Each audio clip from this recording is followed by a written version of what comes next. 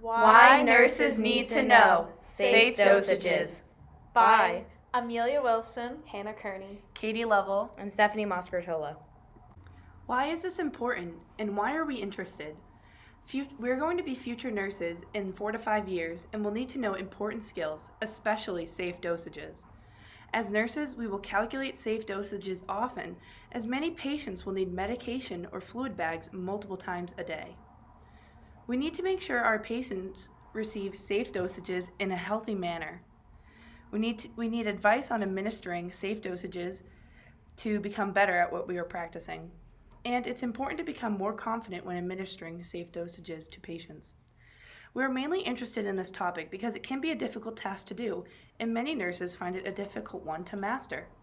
It's important for us to focus on a topic that we will see many times later on in our nursing classes also, and in our clinical studies.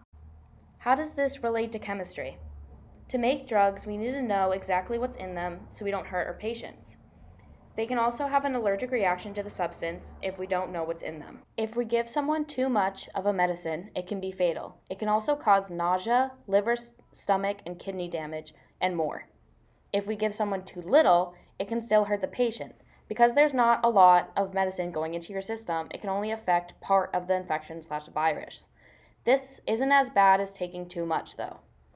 In our lectures, we learned about conversion factors and concentrations. These two ideas will help us in the future when figuring out dosages. As an example, let's say you have cramps and decide to take some Advil. The dose of Advil on the box says to take 2 tablets every 4 to 6 hours if you're 12 years or older. Then let's say that your cramps are still bad and you take 2 more tablets, or 4 in total.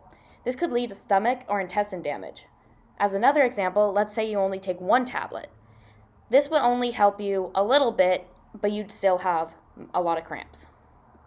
Summary of key findings from the paper using integrated stimulation in a nursing program to improve medication administration skills in the pediatric population. In this paper, nurses reported feeling unprepared and were less prepared when administering medication to patients. In nursing school, nurses are taught to focus on the identification of the patient, the drug, the dose, the time, and the route, while failing to acknowledge the dilution and rate of infusion of the medication, which is equally as important to focus on. A stimulation was conducted over a 15-week period to test a nurse's ability to calculate, prepare medication, and administrative techniques such as using the correct needle and insertion site.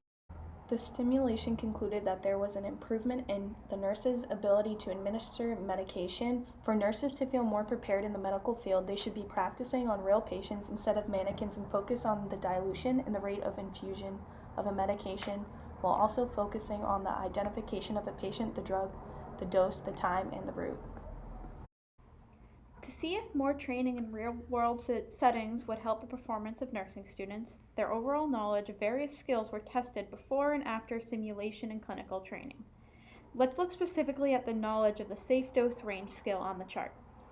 In the pre-training concept test, the test before the clinical training, students scored an average of 58%, which is not too great. However, after receiving more clinical and simulation training, scores in the post-training concept test skyrocketed to 90%. That means that there was a 32% increase in scores. What can be interpreted from this result is that, at least for safe dose range skill, more real-life training helps nurses tremendously improve their knowledge on the subject, which in the end will make them perform as better nurses, giving better care to patients.